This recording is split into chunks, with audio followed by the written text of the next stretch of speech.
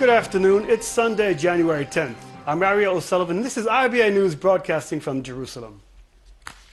With the hunt for the wanted Israeli terrorist Nashat Milham over, police are now trying to figure out who assisted him in his escape and helped him evade authorities during the entire week.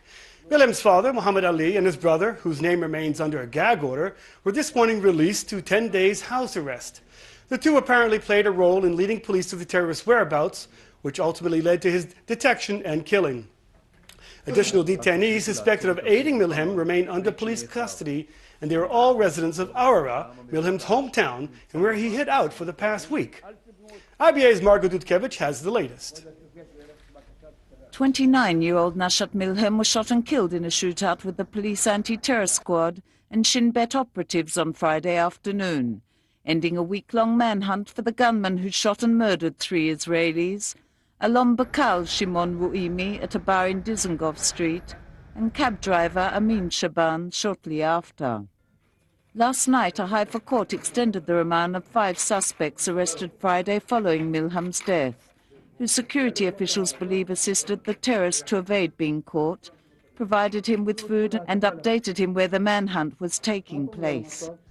The 8-day dragnet first focused on the Tel Aviv and Gush Dan area, before information suggesting he was hiding out in the Wadi Ara area led police, special anti-terror and Shin Bet units to transfer the search to Arara and the village nearby where he lived with his family 2 years ago.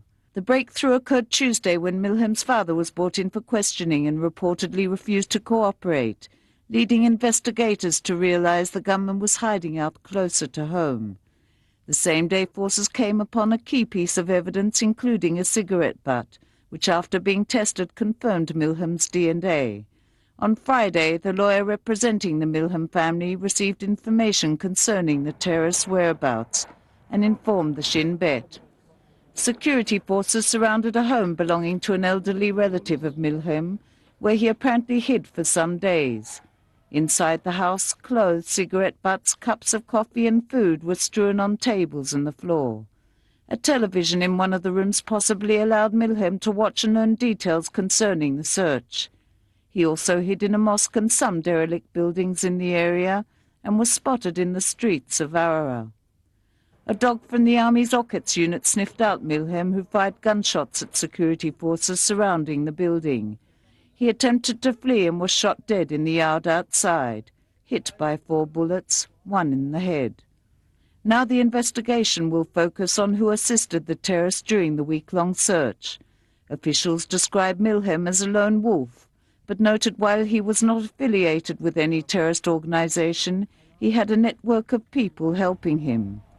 Security officials are also seeking to learn how Milhem fled the Tel Aviv area to Wadi Ara shortly after the deadly shooting in Tel Aviv. Police will also have to respond to the harsh criticism directed at their handling of the investigation and answer questions concerning why it took so long to track down Milhem when there were indications he was hiding out in Wadi Ara after the shooting. Why Milhem's father was permitted to hold on to a licensed weapon that Nashat stole and used in the shooting, when Nashat had been previously convicted for attempting to snatch a soldier's weapon in a separate incident several years ago. Why residents of Gush Dan were not informed that the high alert had been lifted after it became clear that Milhem was no longer in the area. The security establishment will also have to deepen their intelligence gathering within the Israeli Arab sector, as it is clear that while some condemned the attack, Milhem enjoyed the support of others. Margot Dudkevich, IBA News. Police have yet to release Nashat Milham's body, which has undergone an autopsy this morning, to his family for burial. This despite initial plans that they would be able to hold his funeral in Arara sometime today. Police officials said it will probably take more time than expected. And over the weekend, Milham's family said they intend to hold a subdued, low-key funeral in his hometown to prevent an escalation of tensions between Israeli Arabs and Jewish sectors. Prime Minister Benjamin Netanyahu praised the security forces involved in the week-long manhunt for terrorist Nashat Milhem and issued a warning that anyone who attempts to harm Israelis, whether abroad or in Israel, would suffer the same fate. He stressed that no one is immune and vowed that authorities will get to the killers and all those who aided them. President Reuven Rivlin also praised the security forces and said Israelis will continue to choose life even when in pain and even when the price paid is heavy and most difficult. Hamas and Islamic Jihad praised Nashat Milham, declaring him a martyr. Hamas spokesman Hussein Badran commended Milham for causing panic in Israel, saying he is an example of a free Palestinian who defends the cause. The Islamic Jihad also hailed Milham as a hero and said Israel will pay the price for killing him. Both terror groups erected symbolic mourning tents for the killed terrorists inside Gaza. The Palestinian Authority was criticized after it removed his name from the list of martyrs, saying that those on the list are only those who live in the areas under its jurisdiction, such as the West Bank and Gaza Strip. The Defense Ministry has decided to recognize the 3 Israelis murdered in the Tel Aviv attacks as victims of terrorism. Nashat Milham murdered Alon Bakal and Shimon Ruimi and Simta Pub on Dizengoff before he went on to murder cab driver Amin Sha'aban in what authorities have identified as a nationalistic motivated terror attack. Recognizing the 3 as victims of terrorism will entitle their families to receive a list of benefits and financial assistance from the state. The decision was reached following the recommendation of the police after Milham was shot and killed by their forces. In an act of vandalism targeting Christians in Israel, tens of graves were desecrated and concrete crosses smashed and toppled to the ground in a cemetery at the Cilician monastery of Beit Jamal outside of Bet Shemesh. The incident occurred in mid-December, but was only reported to police last week and made public today. The Beit Jamal monastery and convent are known for their good relations with Israelis who visit and buy their ceramics and wine. And the Latin Patriarch of Jerusalem issued a statement condemning the incident and urged police to do its utmost to bring those responsible to justice. We hope that more efforts will be made to educate all inhabitants of the country to respect each other despite their different religious backgrounds, the statement said. Well, joining us now from our Haifa studio is Arab affairs expert Wadia Abu Nasser. Wadia, thank you for joining us. Good afternoon. Wadia, we had you on the show exactly 1 week ago as searches for the terrorists were underway, and you were calling for calm and urged refraining from generalizations. Now, 1 week later, Milham was located in his hometown of Ara, apparently after receiving support from local residents. Has this situation changed? Well, I'm afraid that not much. Actually, I'm quite worried from what would happen, not only from what has happened, especially because now there are some people who are hinting that Milham got some collaboration from different activists, most probably are from the Arab community. I do hope that this would really not affect negatively the already fragile relations between Arabs and Jews in the country. Well, many Arabs in the sector, including residents of Ara, have condemned the attack, but they are still saying that the motives need to be thoroughly investigated, and perhaps despair may have led him to carry out such a horrific murder. What do you think? Well, this is, by the way, one of the reasons that many Arabs hoped that Milham will be caught alive, not to be killed, because when he is caught alive, he might be giving some information during investigation. But what happened has happened, and now there are many questions which would remain, in my belief, unresolved. In any case, it is important to highlight that the vast majority, if not all, Arabs in Israel disagree with the act of murder and of terrorism committed by Milham. We should not forget that one of the killed was also an Arab. But on the other hand, people are quite angry on the state because there is a feeling as if the Arab community is still persecuted, and instead of closing the gap of inequality, people are justifying more disequality between Arabs and Jews. One of the things that was mentioned during the week was that there's a proliferation of weapons in the Arab community. Well, shouldn't the Arab leaders be calling for them to be seized?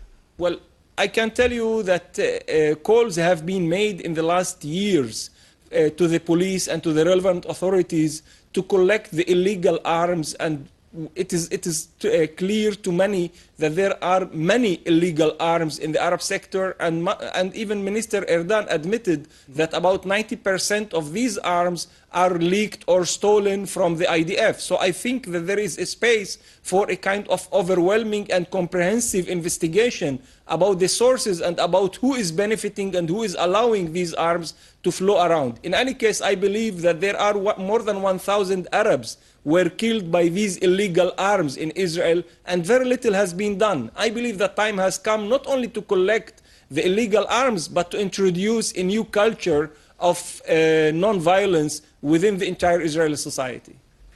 I believe you're correct. You know, and the Prime Minister is being accused of inciting against the Arab sector and staining this whole population. What's the feeling among the people that you're talking to, and can this be rectified?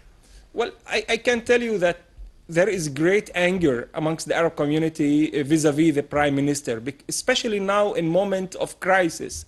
People were hoping that the Prime Minister would be the father of all. And instead of engaging himself in criticizing certain segment of the Israeli society, he would be more hugging. People are also angry on the Prime Minister for naming ministers, Ze'ev Elkin and Yariv Levin, to be in charge of defining whether to distribute or not to distribute the extraordinary about 10 billion shekels budget dedicated to the Arab community. All these things, you know, are practically affecting negatively the relationship, which is already bad between the government and the Arab community. I believe that the Prime Minister should outreach, and I think that his statement of this morning might help by saying that the gaps has to be closed, but I really believe that he should make serious efforts in this direction. I know you're not a prophet, but do you see tensions sort of subsiding between the Arabs and Jews of Israel and things getting back together? Well, I tell you frankly, and unfortunately, the gap or the relations went bad already since the year 2000 with the beginning of the second Intifada. And since then, the relations were not as it used to be. By the way, it was not really the perfect relations that one could talk about. I believe that we need efforts from different sides, at least three sides. First, the government. Second, the Arab community, and for sure the Jewish community, in order to close the gap not only of this inequality, but also the gap in terms of misunderstandings here and there. I believe we need more courage and wisdom now by these three components to integrate truly the Arab community in Israel, and not to have a generalization as of all Arabs are criminals that they should apologize days and nights for what Nashat Milham did. Well, dear, one final question. I know you have close relations with the Latin Patriarch. What have you heard about this latest act of vandalism in Beit Jamal? Well, I can tell you the church leaders are very annoyed, not only from this specific act committed recently in Beit Jamal, but from the fact that the vast majority of similar incidents are not treated sufficiently and seriously by the Israeli relevant authorities. Therefore, the church leaders do hope, and this is one of the reasons for announcing what happened to the media, they do hope to press the relevant authorities, and not only the police, to invest more efforts to find the criminals and to bring them to justice, but also to educate all to respect each other, and not only to have a preference to certain community over the other. Wadi Abu Nasser, from joining us from Haifa, thank you so much for being with IBA. Good evening. No sign of relief in the ongoing upsurge in violence. Over the weekend, there were 3 more attempted Palestinian stabbing attacks in the West Bank. On Saturday, 2 Palestinian assailants were shot and killed by forces as they attempted to stab soldiers manning the Beka Ot checkpoint in the northern Jordan Valley. No soldiers were injured in that incident, which occurred just hours after security forces demolished the Ramallah home of Mohamed al-Halabi, a 19-year-old terrorist who killed 2 Israelis and injured 2 others in a stabbing attack in Jerusalem's Old City in October 3rd last year.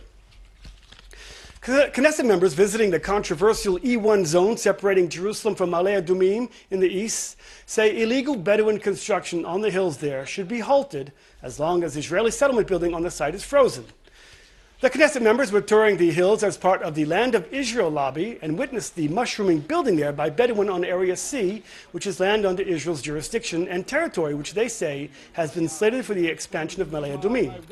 IBA's Oshri Elias spoke with freshman MK Ro'i Folkman on possible moves, particularly when this time where there's no peace process.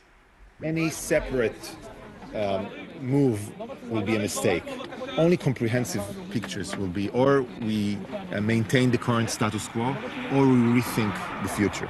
I'm against any one-sided serious positions, moving to one side. So it's not about E1, it's about a comprehensive look of this area, or we have new ideas, or we remain in the status quo for the near future. 22 years after he resigned from the helm of the Interior Ministry over corruption allegations, convicted Shas MK Aryeh Deri is returning to that exact position and title. The government officially approved his appointment this morning after the post was vacated last month when senior Likud minister Silvan Shalom stepped down amid mounting allegations of sexual misconduct by over a dozen women.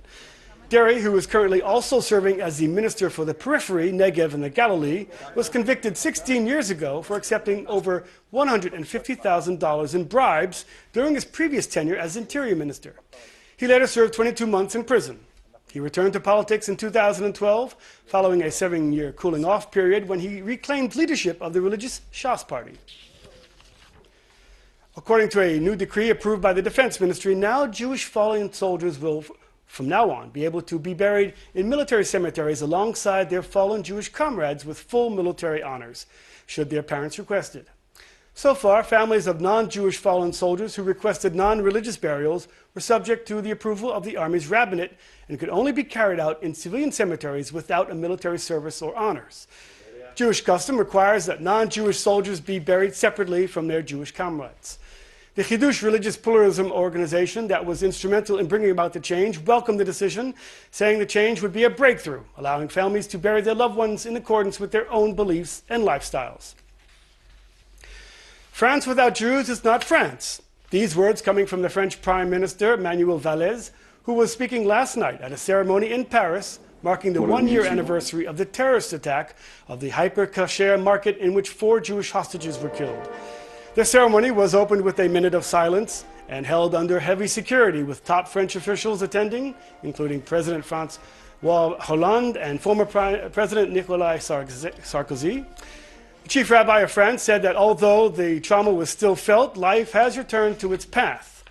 Tens of thousands are expected to gather in Paris tonight to mark the year since the massive post-terror rally united the city following the attacks on the Charlie Hebdo newspaper and the Jewish supermarket in which 17 people were killed.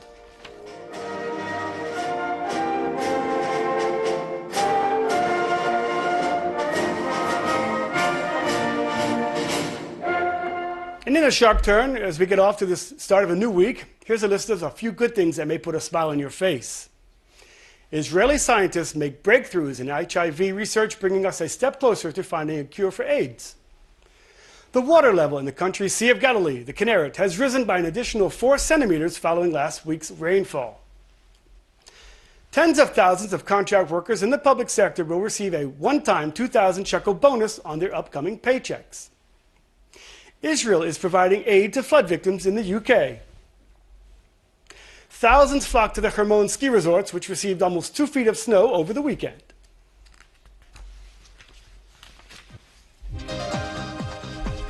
Taking a look at the local finance, and with no currency trading on Sundays, the shekel remains the same, while share prices on the Tel Aviv Stock Exchange were mixed. Here's a look at the mid-afternoon numbers.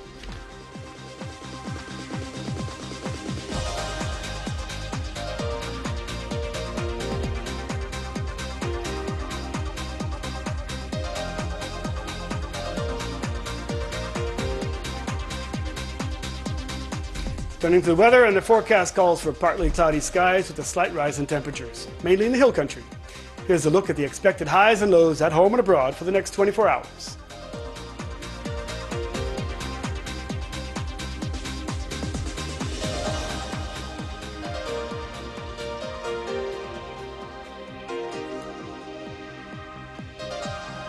That brings us to the end of this broadcast of IBA News. I hope you'll join us again tomorrow when Laura Cornfield will be here to bring you the latest breaking news from Israel. Same time, same channel. Till then, I'm Aryeh O'Sullivan, wishing you a good evening and shalom from Jerusalem, and leaving you with footage of the snow on the Hermon.